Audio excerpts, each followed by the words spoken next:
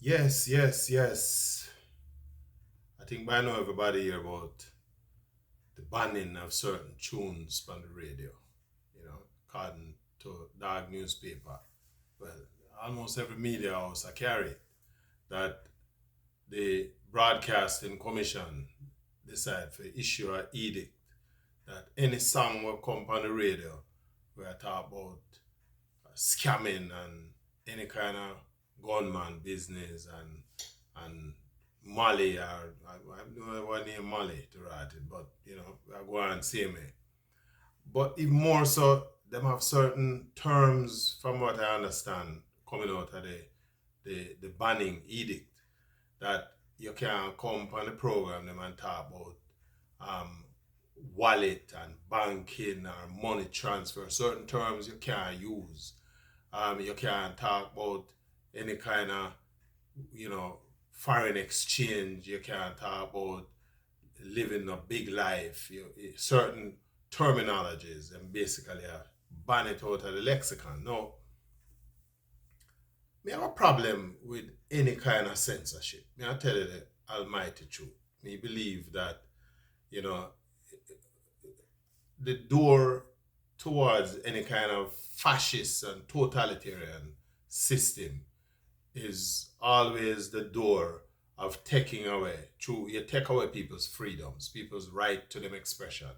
And it's only a matter of time before you start to take away other things. What is worse is when we as a society quietly and surreptitiously allow this to happen because we believe that the action that is being taken serves a different purpose. Now, unless you live under a rock, you must know that Jamaica have a serious crime problem. And there's no arguing that. That's just a fact of life. Jamaica is a place where, for the past 20 odd years, the country record over 1,300 murders every year. And the worst part about it is that less than 10% of them get solved. And I don't care who present other information to the contrary, those are just the facts. We convict less than 10% of all murder cases that is presented to the court system. And what is worse, the police barely report an arrest in more than anything more than 30 or 40% of the cases that come before them. So, you know, taking that face value, a whole ton load of man will kill people. I walk up and down the street of Jamaica. And so one start to wonder what is business about banning music? How does that stop a situation like that? We've been down this road before. We have had several instances, and we can go back as far back as the 1960s, where we ban books, we ban, you ban certain type of music, certain type of discussion on radio, etc. It has been happening for a long, long time. But long story short, it has never actually succeeded in bringing about the kind of results that is expected to be realized from this particular effort. The thinking is that if you stop playing them song, it reduces the motivation on the part of people who are dealing with drugs or hug up bad man or who go to the road and go shoot and kill other people and all of that. And I believe is the biggest bullshit that could ever be presented. What is even more disappointing to me, though, is that the Broadcasting Commission basically assign or align themselves with this kind of position, right? Personally, and from my own professional position, I just happen to know that there are other channels available to the Broadcasting Commission that could allow them to sanction the people who are not only producing this kind of music but bringing it into the public domain, especially playing in a public radio space. There are just so many mechanisms available, and so the banning for me is is something that is just inexplicable because we all know that that is not going to accomplish anything. So what could really have been the purpose of imposing these bans? Let's step back. The problem, remember now, is that the rising criminal problem. First and foremost, we've had this problem now for more than 30 years, right?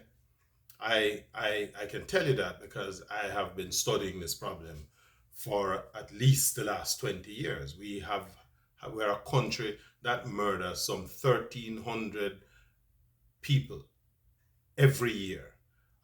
A significant percentage of those murders are domestic murders, almost 30% of those murders, which basically tells you that we have a problem in Jamaica in terms of people's ability to reconcile their differences.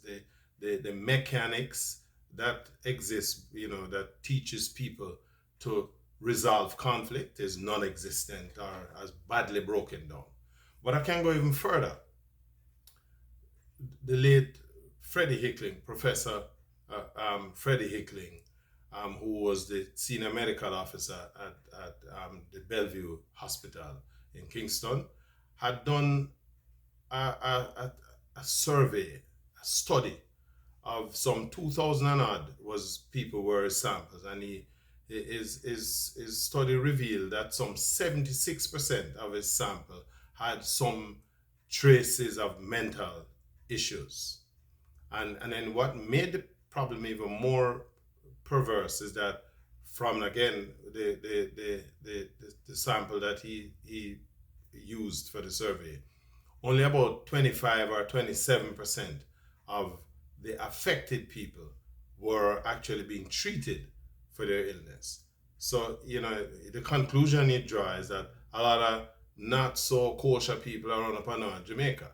So if you have a mental health problem, and clearly the powers that be don't want to accept that there is a mental health crisis within the fabric of the Jamaican society, then how are you going to be able to stop some of these things? If you can't show people how to resolve them issues, if there's no mechanics in place to help people to cope with some of the issues, and especially the conflict resolution part, then where do we go? The other side is the criminal issues. Now, crime is opportunistic. If you provide people with the opportunities to commit criminal offenses, and especially where they are not being brought to books for their action, all happens is that you are giving them a free run. The statistics tell you that as far as murder is concerned in Jamaica, you stand a good 97% chance of killing somebody in Jamaica and getting away with it, because very simply the police investigative capabilities are just that suspect. They report something like only about 40% of all murders result in a charge, an arrest and charge. So some 60% of those murders, them never ever arrest anybody, right? Of that 40%, and we're gonna just use a 40% number that is charged for this thing, right?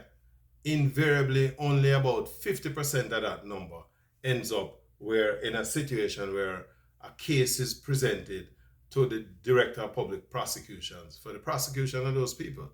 And then if you look at that 50% that now ends up being charged and a case is presented, less than 10% of that number results in a conviction. So all the arguments that people talk about returning to capital punishment, and if you need to hang people, apart from the fact that you will never live long enough, none of us, certainly not my generation, to see anybody being hung in Jamaica, the reality is that you first of all have to catch somebody and arrest them and charge them before you can build a case and convict them. And if that not happen, all you're saying to the perpetrators of these crimes is that it's easy to get away. It doesn't even help the situation when you have a situation now where the courts are basically giving bail, willy-nilly bail. A man killed 5 people, and if you don't mind sharp, him come back a road the next morning because the system allowed him get bail. I'm not saying he must hold people indefinitely, but at least we need a system that provides a deterrent. If your legal system cannot provide the deterrent to committing criminal activity, no matter not even Jesus Christ, if there is such a person, is going to allow you to stop the slide. The reality is that we have in Jamaica a lawless society. Let me go further. Most of the murders are gun related murders, right? Jamaica don't make gun. Most of these murders are not committed with a legal firearm. I would say a good 95 or even 100% even of these gun murders is illegal firearm. Those firearms can't come into the country unless somebody let it in illegally, right? And no little barefoot man can bring in gun in Jamaica and get through. So somebody somewhere in some high positions knows some things, right? Right? A bullet is not a cheap thing in Jamaica, right? A bullet will run you at least what? These are $300-400 for one single round, right? And when a man fire 200-300 rounds after gun exchanges, it make you wonder where this is coming from. Somebody's making a piss pot load of money out of this thing, right? We have a situation where our deputy prime minister presides over a constituency, which is the headquarters of most of these the murders on the west end of the country. Don't tell me, say, that these politicians, himself included, don't know who some of these perpetrators are. But again, we have a legal system that doesn't allow for you to take the matter all the way, right? Let me go to the next stage. We have a situation where the sitting government of Jamaica campaigned. I will never forget that. They were in Montego Bay in October before the election, and the Prime Minister talked about people being able to sleep. Say if you vote for the JLP, you will be able to sleep with your door and window them wide open. You vote for the PNP, and you're basically over there. Now this is not a political discussion or a political exchange I'm having. I'm just putting the facts out there. The problem is, here is a political organization that campaigned on a particular issue and has failed miserably to deliver on the promises that they made to the electorate. And they don't expect that the Jamaican population should hold them responsible for what they are, for their failings. And the problem is, too many Jamaicans are prepared to, be sympathetic. And that sympathy, in my opinion, only runs as far as the point where the murders don't reach your doorstep, right? The argument that the majority of the people being murdered are criminals is a bullshit argument. The people who are being murdered are Jamaicans. And we elect a set of political administrators to run the country, and one of the principal responsibilities that they have is to guarantee the health and the safety of the population. And this is not happening. And so it is against that background that, and this is a political organization that understands the value of public relations. And so all you need to do is to find something that will distract the people. And this betting and this broadcasting commission ban is exactly that. It is a ruse to deflect the attention away from the real issues that is impacting the country. And so as long as you can keep people talking about this kind of thing, then they get away. It doesn't help that while all of this is going on, people are dying, people are being murdered at a rate of 3 and 4 a day in Jamaica. I think at this point in time, as we're having this exchange here, some 1,190 Jamaicans would have been murdered this year to date, right? It is preposterous, just the mere thought of it. And if the best we can come up with as a solution to that problem is to tell people that them can't have certain type of music playing on the ear. And don't misunderstand me. I am not in favor and support of any of this gunman, badman, or what kind of tune. I am a significant defender of the culture of Jamaica, particularly the music culture. I spent the last 3 years of my life building a program around which we discuss Jamaican music. So there's no way, I have no sympathy for that. But I believe that, this kind of imposing these kind of restrictions doesn't serve any purpose, because it's only a matter of time, in a couple of weeks, and it's another 9-day wonder, and it doesn't change the thing. It should concern people too, that all of this furore, this antness, if you will, is woken up against the background of an announcement made in the parliament a week ago, that they're going to go bulldoze and lick down people house construction, because of the illegal occupation and squatting, right? Another unprecedented move. And there is a significant negative blowback. And so here is another way. This is like a palate cleanser. You bring this ban thing, so you cleanse the palate. Nobody talks about that. Nobody looks at the missteps that this administration has made. Nobody wants to embrace or accept the fact that, to a large extent, this is the failing of the current administration. And so, and I'm not batting for the other side, I'm just putting it out there that this is what we are faced with, and we need to be realistic. Banning songs or telling people what them can or cannot sing or what them cannot say is but a first step, right? I am of the view that this kind of approach pertains to a sort of a totalitarianism approach.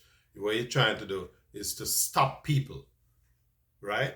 Totalitarianism is essentially that you dictate to people what they can and can't, and essentially what you started is to take away freedoms. So we're gonna, we allow them to take away these freedoms now, and tomorrow them take away something else, and the next day they take away, and before you know it, we're in shit street. The reality is that we attempted this thing with the state of emergency, and you try to use that as a measure to curb crime. That's not a crime strategy. All you're really doing is quietly allowing the place to become a police state, even while you fail to do the thing where you say you put this in place to do. Because if you have all of these police and soldiers on the road, sooner or later you just literally take away people's rights. And we need to be sensitive to this situation, because in essence, that's what it is, right? You cannot use a bazooka to kill a mosquito, right? And you have to always look at the bigger picture. We have a crime problem, yes, let's deal with it. The Broadcasting Commission have multiple tools at their disposal that they can use to prevent this kind of music from being played on the air. This announcement of a public ban is bullshit, because it's only designed to get people to start to talk about that than talk about the real issues, the fact that the government has failed miserably. And so what we do is that we pin the responsibility for the runaway criminality and murders on the people who are creating music. That is the most blatant bullshit that I have ever seen and heard in my entire 60-odd years. And we need to put a stop to that. That can't happen, to use a border cat expression, right? This thing about we take the music off of the ear. If you can't stop the music from play in the dance, you can't stop it from play on the internet, you can't stop people from exchange the music them on them phone and all about. And worse, you can't stop the international markets that exist elsewhere for this kind of material, right? That kind of music, as bad as it is, it has its place. It's called commercial music. People who make movies want tune like that. What we need to do is to say to the artists, them, register the music, them, and then put it out a road out there, so, and it going on movies and whatever, and you can use the Broadcasting Commission have tools that can ensure that those things don't come on the radio. And if it does, you find the station then, right? You find the artists. I think that there's a law on the books 2004 the archives legislation that support the National Library of Jamaica, where all of these music supposed to be registered anyway. Use that. Let's use those pieces of legislation and and address the ills that is seeping through the system, right? The other thing to the radio stations who stop employ broadcasters and employ DJs, and so the DJ them make a whole pile of money because of the payola thing, and you can't stop that unless you put in proper regulations with how those organizations work. But for tell me that you're gonna ban people thing, because sooner or later you soon start telling me say me can't even talk unless you give me permission to talk. That is just absolute bullshit. And we need to know it. And when we see it, we need to run it, we need to push it back. Because no matter how much you ban music, right, that will never stop crime from going to Jamaica. We need to fix the problems that allow this level of unbridled criminality. Increase the level of the police force, train more investigators, right? Strengthen the court system so that cases go through the court at a much faster rate. Justice can't be justice if a man murder somebody and it's 15 years after the murder take place, you get the case in front of a judge. Because by the time the wickedness them dead off and gone long time already, so the man will walk free. Plus he will walk free for 15 years anyway. Those are the problems, right? And we have an administration that nobody don't want to say to them. It's like say the man them have some holy sacred cow. That is your problem. Fix that and you fix the crime, right? Because anything else you do, right? The banning and the this and the that, and you have police have stopped people up road and all kind of foolishness when criminal man around. Plus some of the criminal them are police too anyway, right? The criminal thing has become so sophisticated. Some of the man them go into the police training and then them come back out. Them know the police thing work. Plus them have them linky in the police force, and so them get tip as to what is what. You only need a better investigative thing. Crime is no technological management of criminality, is the use of technology, right? This brute force way of doing everything, which is the only things it seems that Jamaica know, that just ain't gonna work anyway. Right? If a that you wait pan for solve crime, that will never happen. If you wait for the powers that be who were indebted to up to the gills because you can't make certain decision about hanging, that will never happen, right? And in any event, hanging somebody because them commit some kind of murder, that don't stop that, because it now bring back the person who get murdered. What you need to do is to create a society where people feel that them have a stake in it, right? People feel that it is worthwhile to think, where people understand that it is not abnormal for us to have differences, and that even if we have a difference of opinion, you have the right to yours, I have the right to mine, right? That is the kind of environment we need to create. And that is what one would expect, that an administration that is serious about governance and so on, that is the route that we're going to take. But when we have, politicians and them linky and make a whole heap of money off of all kind of bundle of backdoor deals because people have political clout and power and them can peel off something and get them friend. You can thief some land and you sell it, the land value $1 million, but you sell it for $200,000, right? And who knows if some of them now go pick up some of that money on the back end, right? Those are the problems. The corruption, right? The corruption is the problem. And because of the corruption, the guns come in. Because of the corruption, the police tell him bad man friend who come and give a police report, right? That's the problem. Fix that. Fix that. The idea about music, I encourage people to kill. I bullshit that, right? People have to have that predisposition for killing. And a big part of what provide succor to that predisposition is the fact that police in Jamaica can't catch criminals. They can't even catch a cold, right? We can't solve shit. So how you gonna solve crime? Eh? Think about that. More time.